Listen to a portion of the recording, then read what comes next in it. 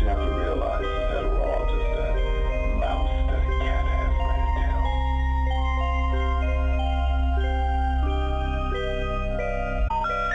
The number you have reached, 911, has been changed to a non-published number.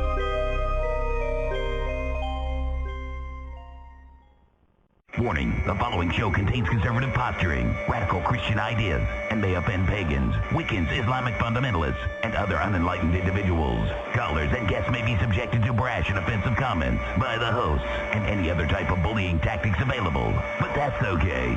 We know why you're here. This concludes this test of the emergency broadcast system. Tonight is Monday, October 13th, 2008.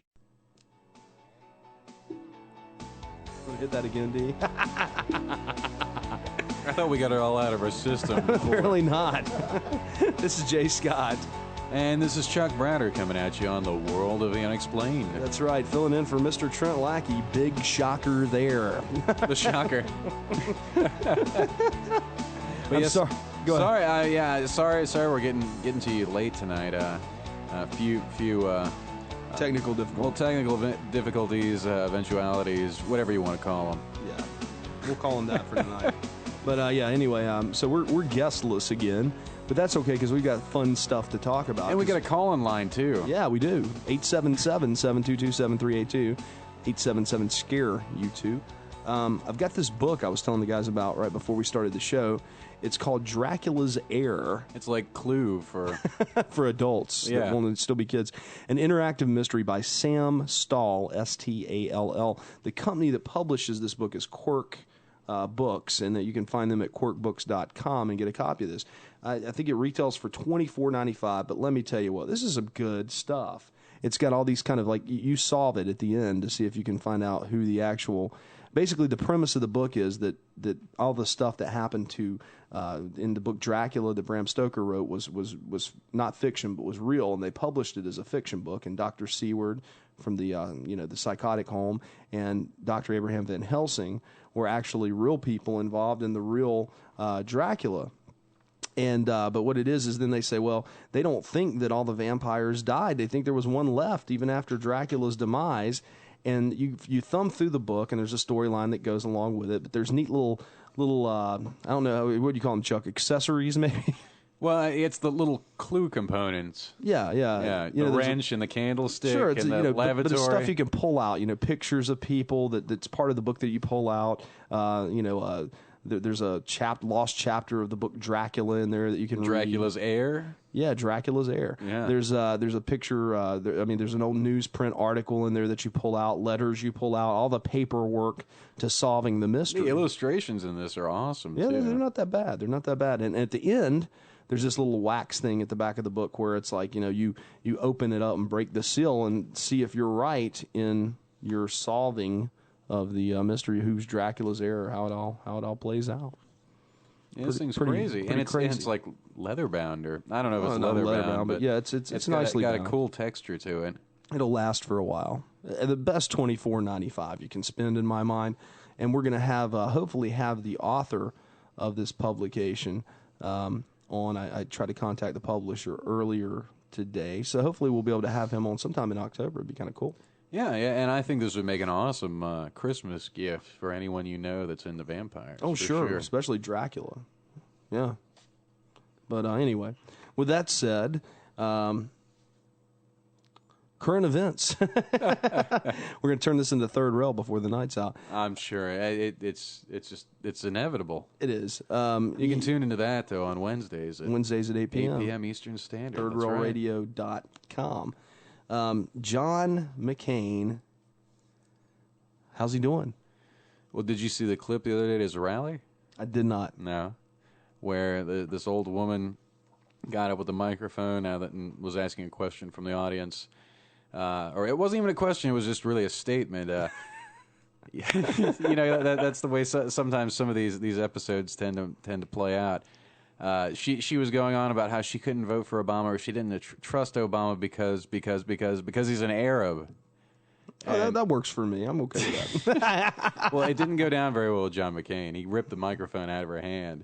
Really? Yeah, and said something to the effect of, and I'm sure I'm paraphrasing it, but Barack Obama's a good guy. He's an honest Christian man. That's not true, ma'am.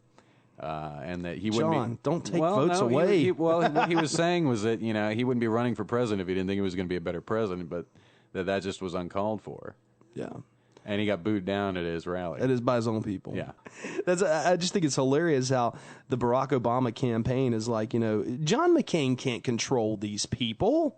He can't control them if one of them yells terrorist or off with his head or all the other. Well, I think that's things proof that right there saying. that McCain really is one of the most He's trying. He's being an politicians I've seen in my lifetime. He's being and an honest man. Stepped up and have defended Obama in that way. His opponent, this close to the election. Would that have gone down on Obama's camp? I don't think so. I don't think Axelrod and those guys play that cleanly. They like to pretend that they're above the fray. But they've definitely done some nasty stuff there. I mean, and Obama did acknowledge that McCain had done this, for him essentially. But at the same time, he said, "Well, you guys need to do more to, regulate what's going on with your own constituents." You can't regulate a crowd like that. You don't know what these people are going to say. It's not like what would stop? What would stop an Obama maniac, an Obamanac?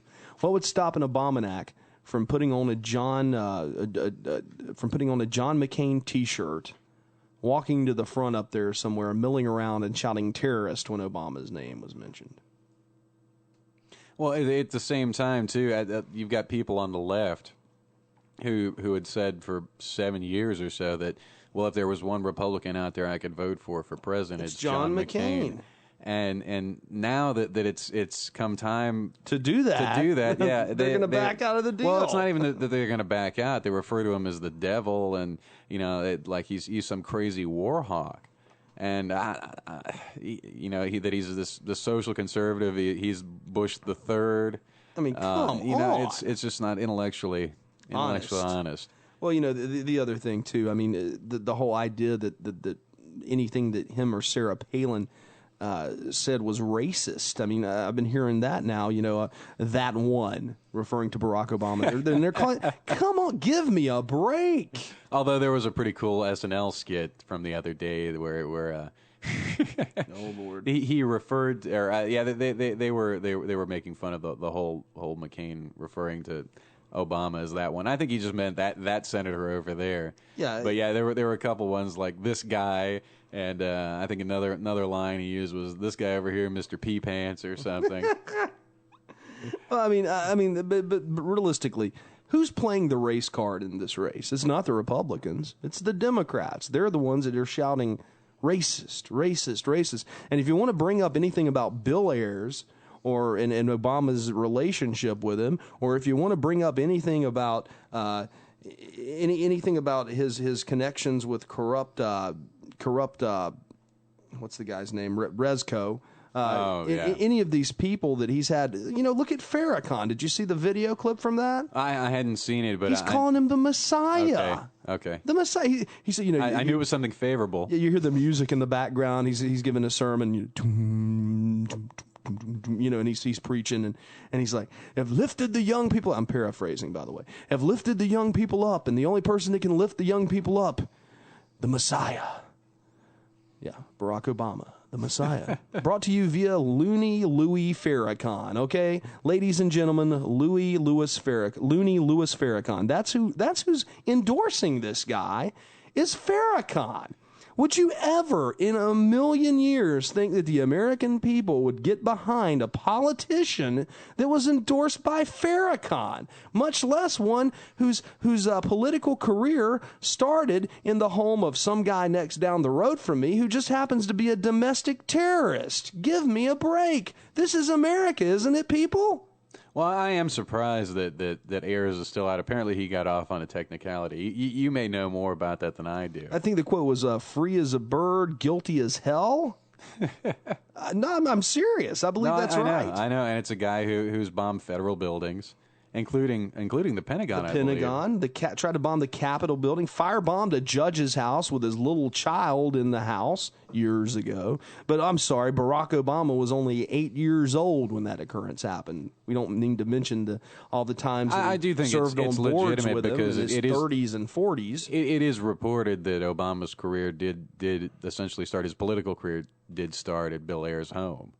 You don't do that with just some guy in the neighborhood, do you, Chuck? Yeah. No, you do. There's got to be some vetting process. Well, and you do it with people who have vested interests of some kind or another. Dirty Chicago politics. It is very dirty, and I would expect more and more of this Bill Daley type style of politics to come out of the Obama campaign, saying that that's their backyard, that's their bread and butter. When is John McCain going to take the gloves off? Is he ever going to? Is he going to let this thing? You know what I would do if I were John McCain? He's got one more debate left coming up here. You know what I would do if I were John McCain? I would sit across from Barack Obama. I'd look him square in the face, and I would say before, I would cease with that, oh, thank you so much, Mr. So-and-so, for moderating, and it's such an honor to be here. I would square away from all that. I'd look Barack Obama in the face and say, Senator Obama, do you think that I'm a racist? Point blank. I don't think that would score him any points, to be honest with you. Score him some with me. I guess I'm not the voting. Well, because what would you expect Obama to say? He was not going to say yes. Of course he's not. But then I'd also, I have other questions.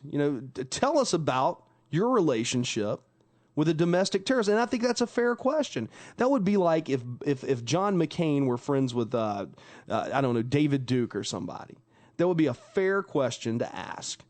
There's nothing racial about that. And everyone wants to put this racist spin, question Barack the Messiah Obama, and all of a sudden we've got a problem because you're a racist. Well, I don't think that Obama has been vetted all that well. And when these issues do come up, it does seem as if they are just kind of pushed aside after it. Really, aside from maybe the Bill Ayer stuff, and they have a shelf life of only maybe a week or two, and they're pretty much off the table. And I guess the repercussions if McCain were to bring these up is that, you're just talking about old news. Now, I don't know how well that washes when the Obama campaign was bringing up the Keating stuff from 1986. How long ago is that? Well, but not only that, you look at the Obama campaign is bringing up, Todd Palin's driving record from way back 20 years ago. That he had a DUI? Yeah, give me a break. Who's running for president here? Do we care if someone had a DUI or a DWI 20 years ago? What we should be caring about is who's associating with domestic terrorists. Reverend Wright sat in his pew for 20 years, and the guy that's this basically Louis Farrakhan is given the nod to. That's who we should be worried about, shouldn't we? Well, I'm not sure that this is the first time that a major party candidate's been endorsed by Louis Farrakhan. I'm sure it's not. I'm sure that there are candidates in the past that have disavowed it. Now, has Barack Obama come out publicly to disavow? Not that I know any of this, or he's just kind of let it slide. He could have done this in the last 4 hours. Usually his style is to wait until it actually becomes an issue and then attempt to diffuse it. Yeah, exactly. Maybe they won't notice. And the ones that will, maybe they'll vote for me. But now this notion that Barack Obama is above politics as usual just doesn't wash all that well with me either. When he time and time again, when his feet are put to the fire, he does the politically expedient thing over and over again. With Reverend Wright, the co-sponsor bill that he had with John McCain on ethics reform in the Congress that he bailed out on in the 11th hour. Just time and time again, he'll throw people under the bus to do the politically expedient thing. And you watch, if he gets elected and is sworn in as president of the United States, that's what you should expect for the next 4 years. Political expediency. Socialism is what you should expect. Well, and McCain is really the opposite of that. They are both very unique candidates in several aspects of it. But you do have a very stark choice here that Obama, who has proven on the campaign trail, and pretty much since he's begun running for president, since his stepping onto the national stage back in 2004, at the convention there. he's been running for president since he entered the U.S. Senate, or even before he entered the U.S. Senate. So I don't know. I don't believe that there's been a great vetting process for him. Even up until this point. Well, the Democrats are so can taste the seat of the presidency so much. They feel that they've been so scarred by George W. Bush and the whole Republican Party. And, George W. Bush, give him what you will. I'm not a fan of his by any means. But, look at a lot of the things. I mean, look at his cabinet. It's probably the most culturally diverse cabinets in history. You've got Colin Powell. You've got Condoleezza Rice. I'm serious. Think of another one. Well, and Colin Powell sold American people down the river at the UN on Iraq. Condoleezza Rice has been the most incompetent national security advisor and hasn't even been a particularly great Secretary of State. So, she got promoted after. What are you saying, Chuck? Are you racist?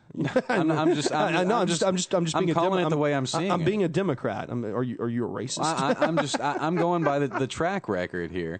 Condoleezza Rice had the memo Bin Laden determined to attack within the United States. Had the responsibility to make sure the president was aware of that and acted on it. And, just ignored it from everything that Dick Clark has divulged up until this point. She did, at the time after September 11th also stated that, we never envisioned this scenario where commercial airliners would be used as weapons by enemies to be flown into skyscrapers, when there's studies going back to the early 40s where they've been studying this. They studied with as a potential risk with the Japanese during World War II. So you're saying cultural diversity can get us killed? Well, and then you got this that Texas mobster. What was his name? The Attorney General. I can't even remember his name offhand. You know who I'm referring to? I don't. The first Hispanic Attorney General. I know. Yeah, I know who you're talking about. I can't think of his name though. But no, he was terrible. He was a corrupt mobster from the Bush political machine in Texas. Managed to get promoted from being a White House lawyer to the Attorney General spot, and was probably just unqualified and ethically just he's probably as not unqualified as me for the I mean, really, the Attorney General as unqualified as me. I'll take Gonzalez. The job. I mean, Gonzalez. You're right. Yeah. I'll take the job. If, think about it. You offer me a job doing that, I'll take it. You might want to stop that. Hit the pause button there. What's D doing to you over there? He's over here surfing, and I think we're getting some bleed through. I'm not sure. I hope not. Anyway, it looks like here that a customer offered marijuana for a McDonald's meal, deputies say. Cashier calls 911, driver arrested. McDonald's cashier in Vero Beach, Florida. Wow, I used to live down the road from there. Called 911 after a Vero Beach drive-thru customer offered to pay for his meal with marijuana. Indian River County Sheriff's Office said the cashier called Monday with a description of the vehicle in which the culprit had been riding. A deputy spotted the vehicle, found marijuana in the car, and arrested Sean Alexander Panulo. Panulo, 27, was charged with possession of cannabis and posted a $500 bail. It's unclear if he had an attorney. The report did not say what he ordered at McDonald's or if he ultimately purchased the meal using something other than marijuana. Wow. Pot for food. Has it gotten that cheap? Well, I'm just wondering what kind of cashier in McDonald's calls the police over something. What kind like of cashier is not going to take the weed and give him the food if you're working at McDonald's? You're probably smoking dope. I'm going to get calls on that one, aren't I? I bet. 877-722-7382. That's 877-SCARE-YOU-TOO. Oh, me. Anyway. That's a nice thing about a man accused of what? Tucking 6 lobsters into his pants? Oh, my gosh. That must hurt. Hopefully they had the rubber band still on their claws. Oh, man. Otherwise, he might be looking at a circumcision. He might be looking at more than that. But, it just bothers me that I think that, people don't see where we're going if we go down this track with Barack Obama. Where we're going down this track is we're right there with socialism. We're already there with George Bush. Well, yeah. Well, he didn't do that great of a job as far as being small government not big spending. I mean, and he's managed to privatize. He's extended the federal. The cabinet. He's got 2 new departments. He's expanded the cabinet, or two new federal agencies. Department of Homeland Security, and what is the other one? Department of Homeland Intelligence. I have no idea. I just call him the Gestapo. But it raises some crucial issues. I understand it. What I don't understand though is why these liberal Democrats, refuse to see, like you were saying earlier, that McCain would be one of the few Republicans they'd vote for, and now they're trying to call him George Bush. Well, and McCain, time and time again, does not do the politically expedient thing, say ripping the microphone out of the racist rally person's hand, or backing the war when it was unpopular, and Republicans were saying even to George Bush, this is your last chance with Petraeus. Yeah. And just time and time again, the bipartisan bill that he tried to sponsor with Kennedy for the immigration reform, which is awful. Well, and I agree with you on that. But he has time and time again done the unpopular thing to try and get things done.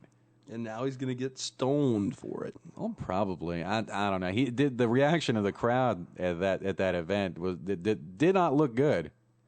It did not look good. And I wonder now if it will turn off the rabid right-wingers to John McCain having stuck up for Barack Obama. The rabid right-wingers like myself, we really don't have a choice at this point in time.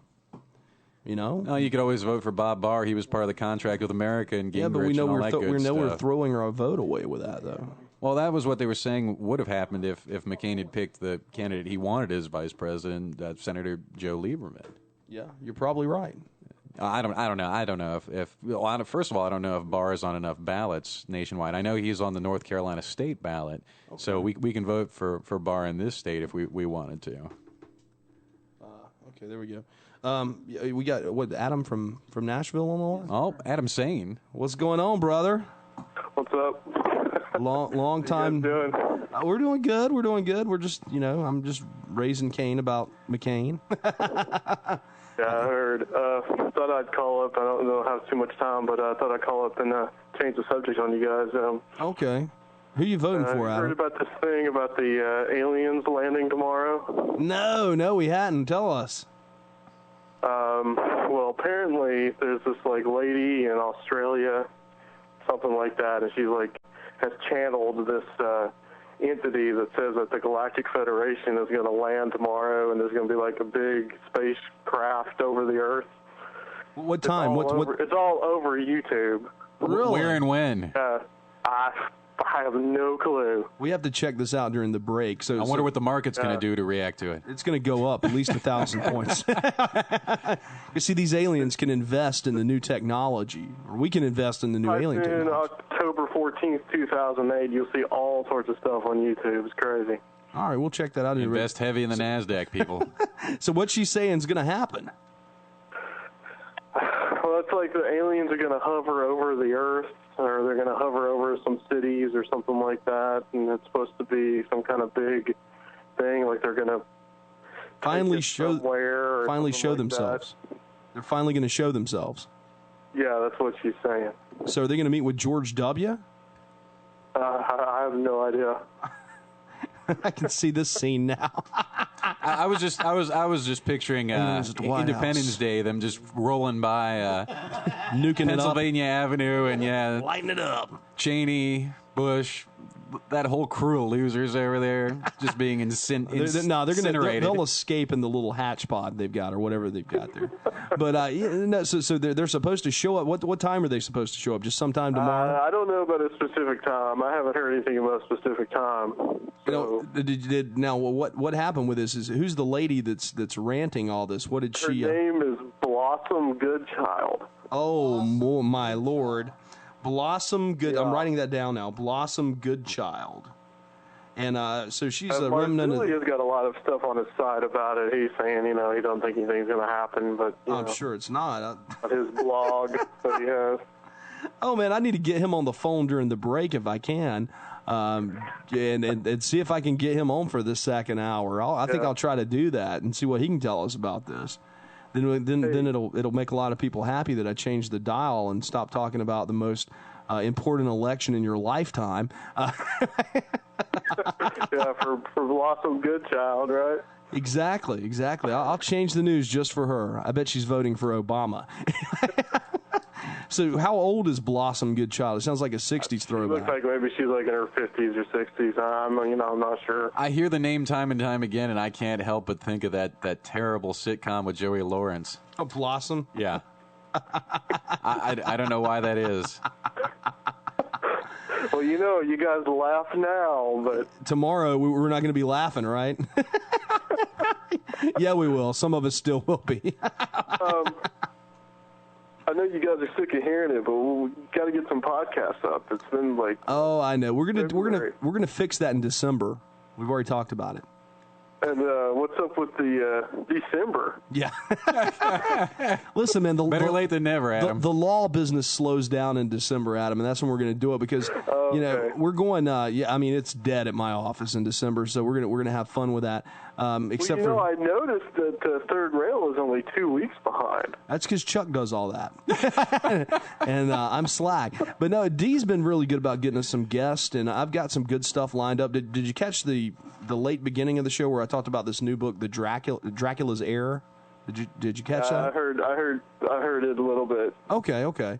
You should check that out. I'm gonna try to get that guy on. We'll try to do some things for December, but we're going up to Sleepy Hollow here in a couple weeks, and I don't know how well that's going to pull off yet. So I'll divulge more info if we get blocked on it. I'll go off and rant and rave and talk all kinds of bad stuff. But we're going up anyway. Not all of us. I think you can get a guy named Bill Bean. Have you heard of him? Wait. Is he the guy that with the Elvis is alive? That's Bill Beanie. Oh, okay. No. This guy is he's like a survivor of a violent haunting. Really? He's a Christian too, and so I got to meet and talk to him when I was in Louisville, Kentucky. Well, do you know what his website is? I'm not sure. You probably just do I think it's just billbean.com. Okay, we'll check that out. Okay. But yeah, we'll look into that. Blossom Goodchild, a message from the Federation of Light. Yeah, I'm bow to your leader. Keep going, guys. So all right, man. Well, thanks with y'all. Thanks for tuning in tonight, man. We appreciate the call. All right, thanks, brother. guys. Y'all have a good night. You too, Adam. Take it easy. Bye. All right, that was nice to hear from Adam. Hadn't heard from him in a while. No. Makes me feel good. Someone's listening to us. I seem to remember that Third Rail is only a week behind. Maybe it's a week and a half. Maybe that's what he was referring to. A week and a Third Rail is, but the other's not. Well, yeah. When was the last time it's been uploaded? February. I don't know, something like that. Yeah, we're almost a year behind. We're good. We're good. I'm gonna try to work on it, man. I've got the website getting under control there. I've got a buddy of mine. The internet's not a dumb truck, J. Scott. I know it's not. It's a series of tubes. Yeah, that Al Gore invented. Actually, that was a quote by Senator Ted Stevens, who's now being investigated. I think he was indicted. I may be wrong or not. His house. I remember when we had Mike Ravel on Third Rail back. Maybe it was in December. We spoke with him about it then when his house was actually ransacked by the FBI for having been suspected of doing dirty work, taking bribes, kickbacks, bringing home the bacon. I want Ron Paul to give us a call, Ron Paul Hunter to give us a call here this next hour because I've got some questions I want to ask him and see where he stands, and see all about this Obama mania. The abomination, yeah, the abomination. At the same time, if Rich Anders is even out there, maybe we could try and. I'd like to try to get a hold of L.A. Marzulli during the break to give him a shout. Let's bring them all on a conference call. See if we can get him. See if we can get him in the know, if you know what I mean. Because if we can get him on. To talk about this new Blossom Goodchild experience, I think that'd be something. No, I hear you on that. I have no idea what the broadcast time is right now. What are we looking at? We got 4 minutes till break. Okay, But yeah, I don't know. What do you want to talk about? Do you want to open up the lines again here? Or? Yeah, let's open them up. 877-722-7382. That's 877-SCARE-YOU-2. Yeah, Ron Paul Hunter, if you are listening, you have my permission to call. You have Jay Scott's permission. Trying to find L.A. Marzulli's number in our email, and we're having some trouble doing that. He's like, there's a number. I'm like, that's my number. You need to do a reverse LexisNexis check and then cross-reference it with the FBI database regarding telephone numbers in the Northern Hemisphere. Exactly, and we're going to try to do that right now. That's going to take a lot of processing power. It is, but it'll be all right. I hope it doesn't crash the system. It won't, man. Yeah, I don't think I break have the containment field and let all the ghosts out of the. I don't. I really don't. I don't think I have it in any of my emails. I don't know why. Well, that's just really weird. I don't know. Do we have it on the board? Is it on the board or Quantico's been tapping in your Gmail account. Well, they must be again. All the good numbers, man. Yeah. All the good numbers. They are deleting. Yeah, they are. They're doing it. They're doing it to you. I'll just shoot him an email and see if he gets in time. If he does, great. If he doesn't, who's this? It could be old RPH. It could be. We're gonna have some fun if it is. Yeah, it's never a dull time with old Ron. That's for sure. We might have to take this after the break here. But yeah. Oh, he's not gonna be happy. He got your permission. He'll still have it. They're not saying anything. He got scared. He got scared. Somebody's prank calling us. Yeah, well. Oh, well. Huh. Oh, should we go to break now, or? Yeah, we'll go ahead. Give Ron a little heads up time. Maybe he heard us saying something about, well, I don't want to wait online while they're at commercial break screwing around. We're not screwing around the commercial break. No, we're hard at work. That's right. counting the funds. That is true. The gold ingots. All right, guys. I dropped one on my foot last week. It hurt. Gosh. You're listening to World of the Unexplained. We'll be right back after these short messages from our sponsors. And we're back, World of the Unexplained. We did manage to get a hold of our old buddy, L.A. Marzulli.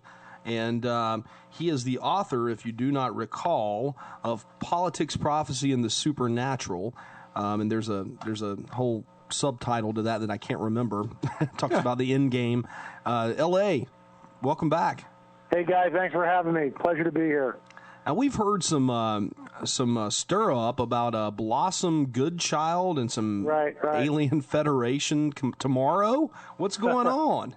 Well, if you go to my blog site, I've been blogging on her for about 2 weeks, and that's lamarzulli.wordpress.com. A lot of comments on it. I think I blogged about 4 or 5 articles on it with a bunch of links and videos and all sorts of stuff. That's lamarzulli.wordpress.com, and you can get the a lot of the facts that are obviously on the blog. But a thumbnail sketch of this thing for your listeners is this: that this woman, Blossom Goodchild, claims that she has information that points to tomorrow for some sort of a revealing of a very large, what I would call a mothership, over the skies of Alabama. And, of course, this is why I take issue with her. First of all, the information has been gained through a practice called channeling.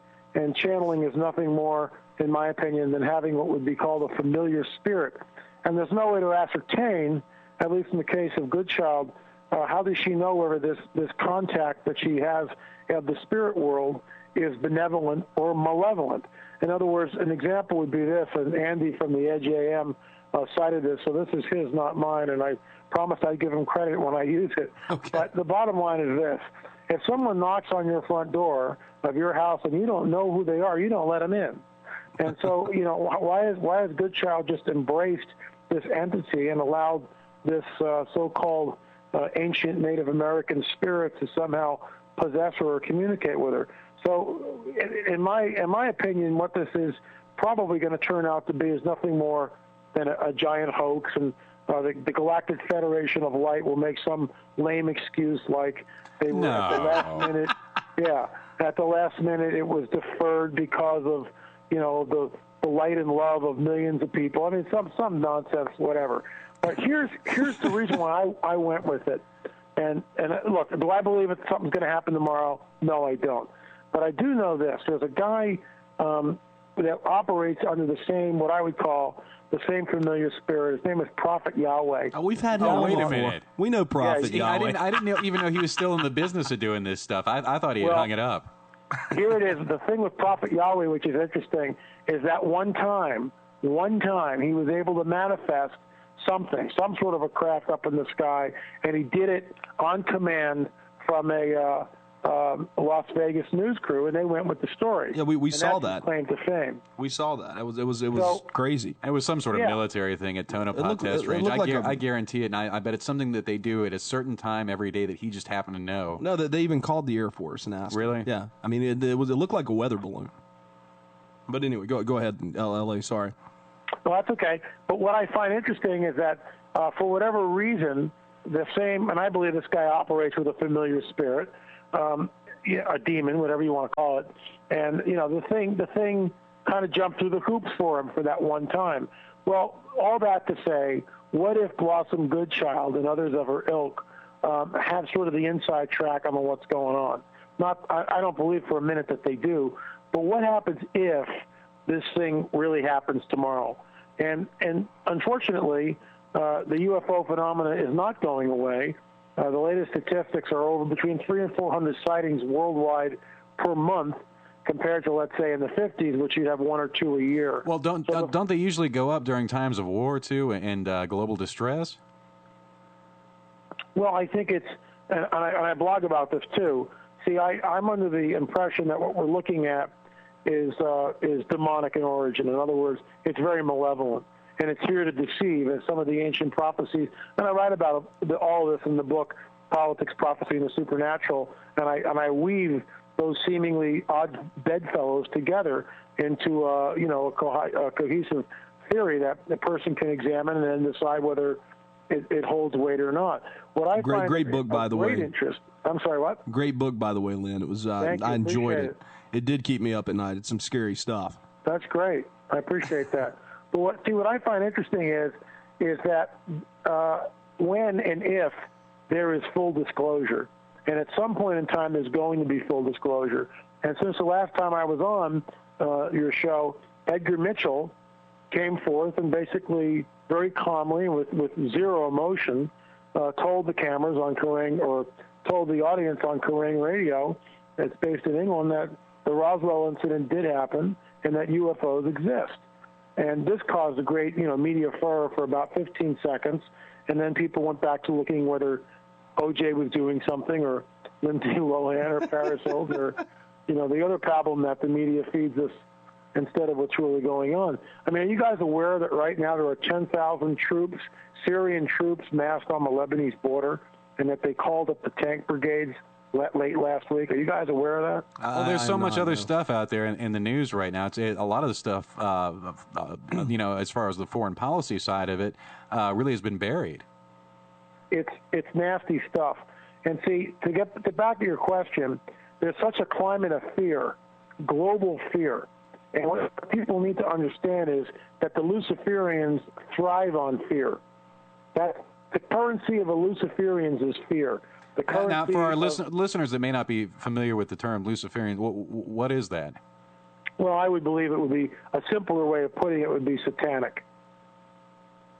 In other words, Luciferians, satanic people that follow, let's say, Lucifer, who another name for Lucifer is Satan.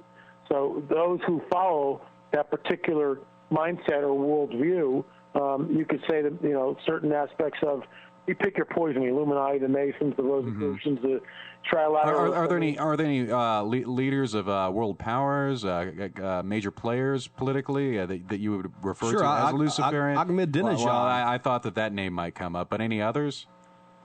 Well, it's interesting that you say that, and I certainly have no idea who's who, but I do find it interesting that Berlusconi, let's say, of Italy, is calling now for some sort of a world currency or a world financial system. And see, this all ties right into the Book of Revelation. I agree. By the way, it was written 2,000 years ago, which speaks of a one world government and a one world currency and a one world religious system. So it's very, very interesting that we're in this incredible climate of fear, and people do weird things in this climate. We read about the suicides out in L.A. because of the housing crash and stuff like that. And when people do desperate things in desperate times, and I think that the climate of fear with the stock market and the global financial meltdown is certainly causing that. And the Luciferians will have a great tendency to manifest in a fear, in an atmosphere charged with fear. Let me give you one more example.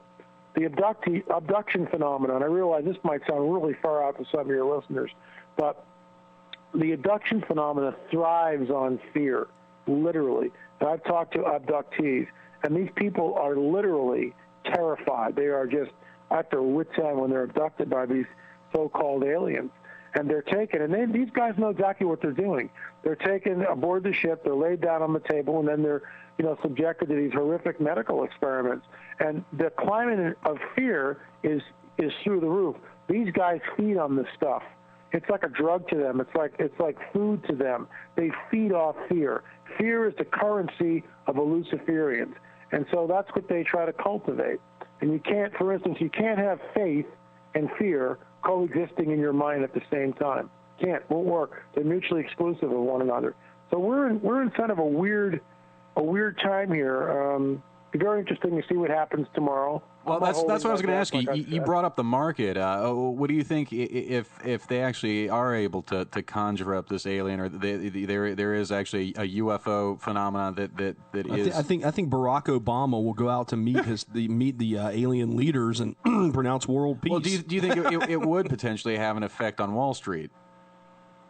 Well, I mean, if something manifests, and I mean, like a mothership or something manifests in the sky, we're looking at a mega shift in human consciousness. We're looking at utter panic everywhere. I mean, there'll be some people who will embrace it, but most people will have to think and rethink their worldviews. I think it'll be a mega shift. I think it will be in my opinion, it's the beginning of the Great Deception, which you mentioned the subtitle, you can remember, The Coming Great Deception and the Luciferian Endgame. And this is it. In my opinion, this is the Great Deception. And what is that deception? That the so-called aliens were our progenitors, that they genetically manipulated us from primitive humans thousands of years ago, that they were, in some instances, the creators of many of the world's religions. And now that they're back, they're going to, because we need them right now, because we're moving through this transitory period in our evolution, and they're here to help us. And but surprised how many people embrace this. But Lynn, they're not supposed to come until 2013 or 2012. Excuse me. I'm kidding. But I mean, come on now. Are you? Hello, Lynn? Are you with us? I'm here. Okay, I just heard a pop. I understand that there's this life-changing thing. I mean, I guess the question would be, are you rapture ready? But then again, you believe in a post-millennialist approach, don't you? Wait, say that again. I had trouble hearing you. I said you believe in a post-millennialist approach to the rapture, correct? No, I don't. Okay. You're a premillennialist. All right. I'm really not either. People keep asking me this. I know all three positions, and because you can argue all three till the cows come home, the bottom line is no one really knows. I lean towards a mid-tribulation rapture. That's what I lean towards. But I don't know. Nobody knows. Sure. I'm definitely not an all-millennialist. That I'm not. Now, I've got to ask you, since it's election season, which presidential candidate is best prepared for the rapture, or best equipped to deal with it? Come on. That is an awful question. Ignore him, Lynn. Chuck's sitting in for Trent tonight. Anyway, he's my agnostic friend. But things are changing. Things are. I thought it was it was fair game, man. On the table there. Oh my gosh, give me a break. No. But Lynn, thank you so much for coming on. We got to get you on. I appreciate it, guys. We've got to get you on again for a full 2 hours. Okay. Okay, I'd love to. Just you got my email, you got my phone number. Let's book a date. All right, we'll do it. Thanks so much. All right, take care, guys. Bye bye. You too, Lynn Marzulli. Politics, Prophecy, and the Supernatural. Chuck. Well, I figure politics isn't the title. The subtitle of his book. He should have been equipped to deal with it. Oh, my God. You're awful.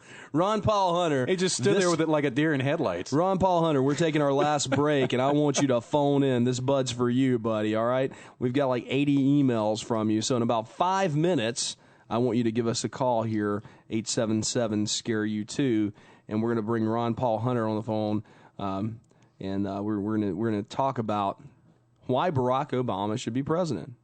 It's fair enough, isn't it? All right. Good for me. We'll be back in a minute. You're listening to World of the Unexplained. All right, we're back here on World of the Unexplained. You can give us a call at 877-722-7382. That's 877-SCARE-YOU-2. That means you, RPH.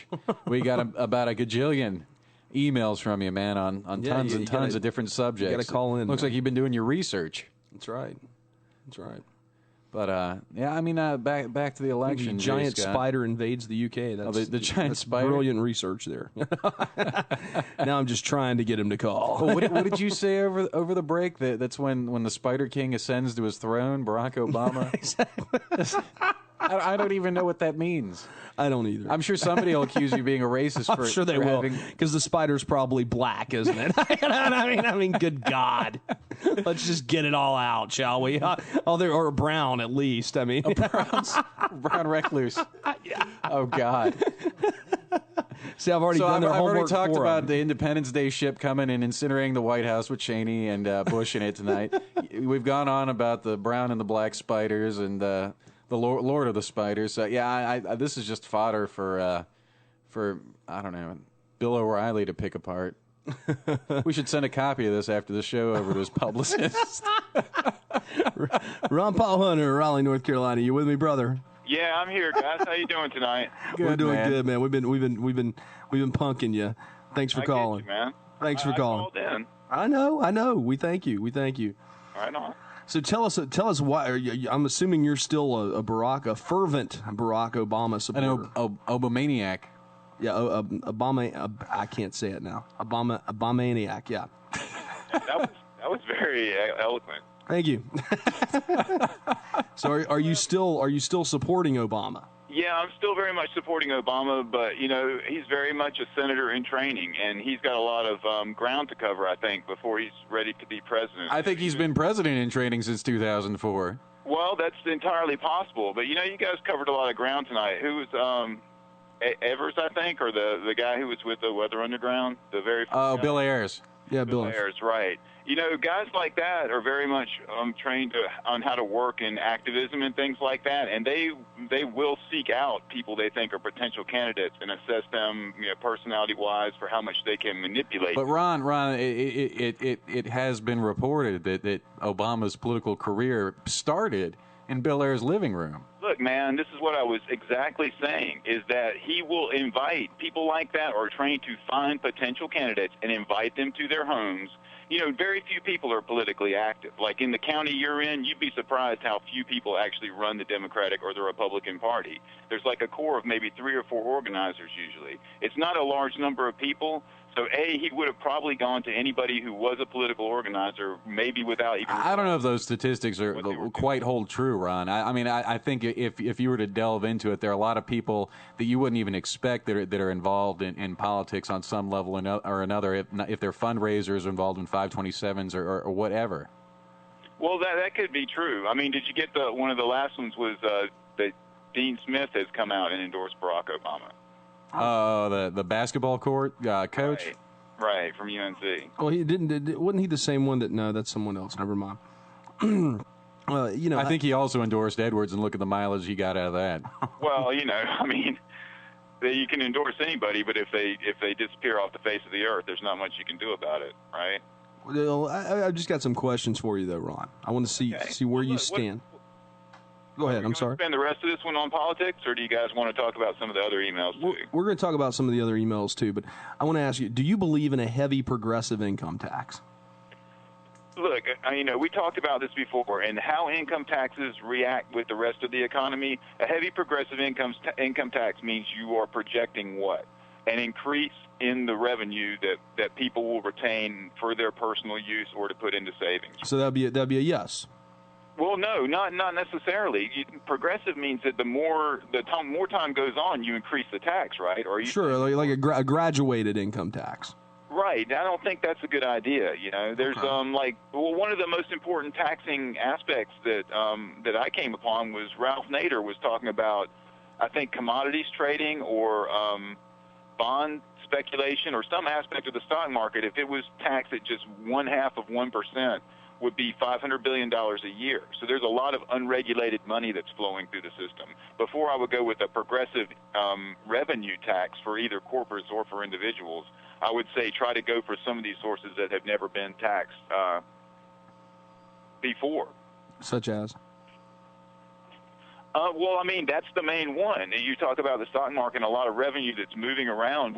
It's the right to access of the people in the country, you know, to get a tax revenue back from any revenue streams that happen to be active at the time, I guess. You know, the more money that goes into industry, the more you have to make sure that a piece of that money comes back and helps fund the government. You don't believe in a partial consumption tax then, or something, I guess, more progressive, like a flatter fair tax? Well, all of these taxes, if you discuss them, is like taking a part off of a car and trying to project it in 3D and discuss how it's going to affect the car. You can put a better part or a worse part. It's the overall vehicle. Well, it seems like some sort of consumption tax in conjunction with maybe like a flat tax federally.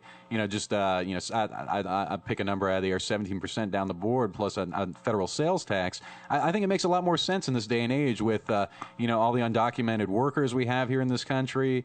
A number of different variables that I think could potentially help the not only the tax situation, tax revenue, but also decrease a lot of this class warfare we talk about every 2 years. Well, all right, but all that's sort of a subjective argument, in my opinion. Like, if we were to pan out to what all these taxes and all these things do, they're all interrelated. And looking at the big picture, it looks like America is under an economic attack. You've got the results of an economic attack, which are okay. Well, let's get off the. How about the death tax? Government corruption, right? What about education? Do you think that public schools should be free education for all children in public schools? You know, that's like such a tricky question because I advocate improving public education along very specific lines. Well, you either believe in it or you don't, though. I mean, do you think it should be free or do you think it should be paid for? Try though, Jay. Look at it this way. Do we need education? Do all kids need a first-class education? Yeah. Sure. And we talked about public education. Why? Is there more than one way to fund it? Yes. Some states have lotteries, some states don't. Should a kid be able to go as far in their education as they want to, either supported by giving them work sponsored through the federal or the state government or even the county government for that matter, to allow them to stay in school as long as they're exercising what they have a talent and have displayed a talent to learn, sort of like the New York City schools or even the North Carolina school systems with governor's schools and things like that. Yeah, I think that should be fully funded. But okay, so you do believe in free education for all children in public schools? There's where you're trying to get me to say something that you've got in your mind, and we don't have the same thing in our mind. I'm not a formula person. I'm a person that believes if you're going to look at the economy, you can't take any one aspect of it and say, should we move this slider up and this slider down, without having a full economic simulation. Well, Jay, you're in favor of vouchers for that matter. Sure, I am. Yeah, so I'm asking on a board question. with it.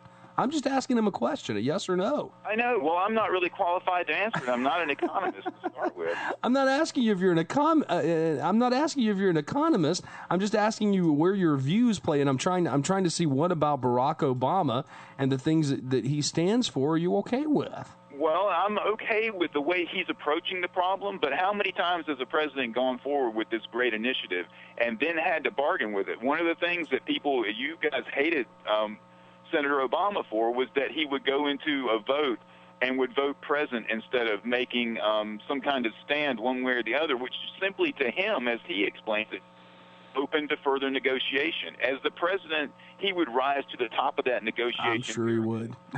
Well, Jay, I mean, you know what just happened? Where I live over here in Raleigh, a truck just pulled up. A guy who was obviously a Republican got out and dumped about 20 signs on the corner where we live. Like, just stuck them in there and drove away.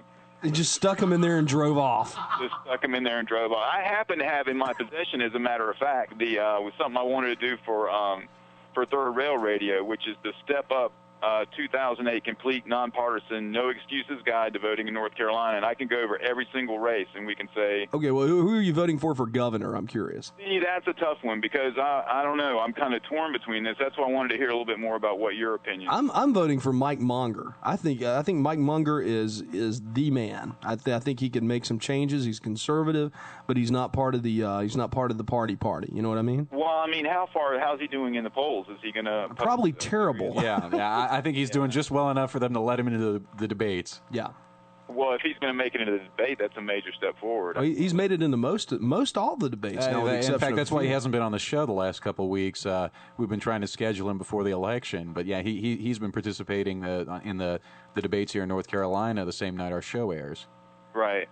But he's a very open guy. I just think he's got some good ideas. Well, who's leading in the polls for governor? I have no idea. Do you know, Chuck? I haven't paid attention to the state politics. We've been too concerned with the national ones.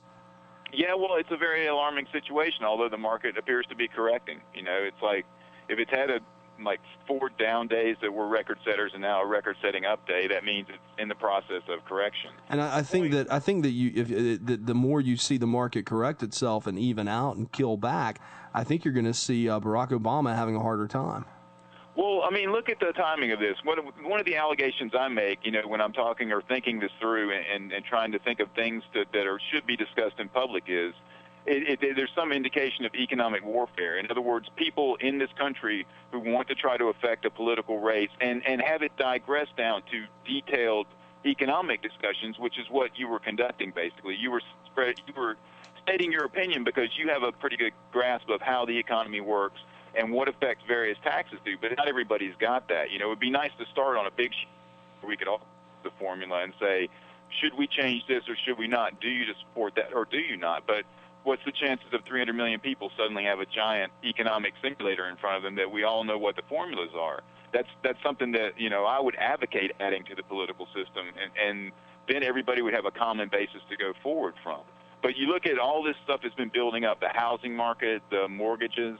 And I've read on the internet, not that everything you read on the internet is important, but some people say that the fundamentals of people who didn't invest in mortgages, their fundamentals were still fairly strong before, obviously, the market took a dive. So McCain was right then.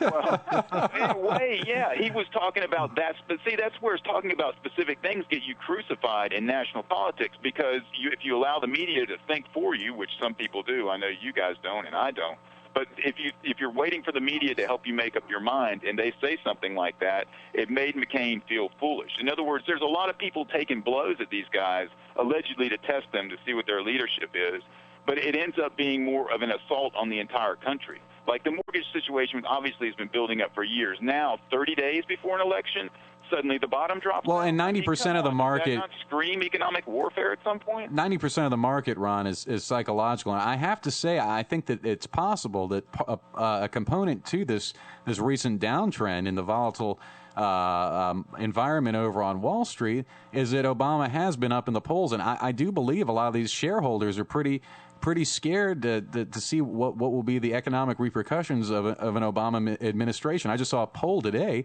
that showed that maybe it was 80% of shareholders, and it was an unscientific poll, but 80% of shareholders want to see John McCain in there and not Barack Obama.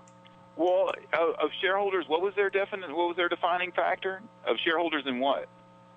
In major corporation, blue chip stocks. Like anybody that's investing, you're saying, or these individuals? Or yeah, and it was an unscientific poll, granted. So I mean, I don't know how much water it holds. Fear. How is suddenly having a president elected going to crash the stock market?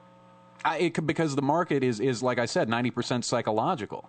Well, that you have shareholders in there afraid of the repercussions of an Obama tax plan, or not that Bush is doing a bang-up job on this either. He's talking about nationalizing the banks now. Yeah, that's another thing. That's a little bit farther on. There are fundamental arguments that say the Federal Reserve System was set up, and it was sort of a way for people outside of the country, if they saw an economic opportunity, to try to influence how the government operated, or especially how the government dealt in drawing on the power of America, its economic power, which is in the small and large businesses, industry and small business, and in the citizens who show up for work. So having the power to disrupt that is kind of like a soft form of warfare. And, historically speaking, there's evidence that a lot of people and a lot of interactions in America go on a full spectrum of levels. Like you end up trading with people that you would consider to be somewhat hostile or enemies at some point, because it opens the door for you to discuss things with them or to have critical communications with them that avoid, and the more power America got militarily, the more important this aspect of the government became, because we always have the power to start this horrible war and destroy people, quite literally, with them being somewhat helpless, except obviously for the Russians. So, at some point you have to wonder, if we're not going to use nuclear weapons, how are you still going to achieve an engagement with people? And at some point you don't want them to push you over that edge. A lot of America is us deciding not to be pushed around. And I think that's what appeals to me about Barack Obama and Senator McCain, right? Oh, I've got a story. Speaking of Dean Smith, I work at a center, and some of the people come in for catering. One of the catering girls said that she met Senator McCain's son at the UNC football game. That he's, I think in his last year of Annapolis. Okay. Just thought I'd throw it out there. What did Annapolis play? Where did you say, Wake? No, it was UNC. Oh, UNC. Okay. Right. I didn't realize they were both on the schedule. Maybe did they have a football game or something over there? I don't know why he was there or, what his personal life is. I do know she said he was walking around and saw a McCain bumper sticker and said, thanks for supporting the Republicans. And she was like, oh, you don't have to do that, we're just, that's the party we want to support. And he's like, no, you don't understand. My dad's the candidate. And he shook their hand and, they chatted for a second. And she thought he was very charming. Well, speaking of McCain, did you see him at his rally this last Friday when he grabbed the microphone out of that angry constituent's hand? No, I did hear about that. And that's, Senator McCain, if you delve into personal attacks about the things people are accused of and allow that to have grounds, there's a lot of things that people would talk about him too, but I totally support his position. It's about who do you believe, and like you said, in the stock market it's psychological, but how you feel the market confidence is going to be. I don't see anything that warrants the stock market being nervous if Barack Obama is elected. Well, let me ask you this, Ron. Do you think if the roles have been reversed, someone at a rally in the crowd there had a microphone and was speaking to Barack Obama on stage, calling John McCain a bigot and a racist, comparing him to who was it? George Wallace. Yeah, stuff like that. Do you think Obama would snatch the microphone out and defend John McCain? I would hope he would, but that's where I'm, just being an Obama supporter, I'm going to say, yeah, I hope he would, and that he would do the right thing, or that he would control the conversation and not allow someone to Shanghai it. But that's just how I feel. Well, do you think he would risk like McCain did, and McCain was booed down at that rally for doing it? Yeah, that's George McCain in a nutshell. He's a maverick. He tends to... George McCain? Well, no, I said John McCain. Sorry. He Oh no, we read into it, man. We read into the George Wallace thing. We read into it. Well, no, it sounds like maybe he's been listening too much of the propaganda about this being a Bush third term. George McCain. George McCain. The thing is that John McCain is the kind of guy that goes for it first, and if people don't get it right away, they'll realize later that he probably was doing the right thing, especially morally and character-wise.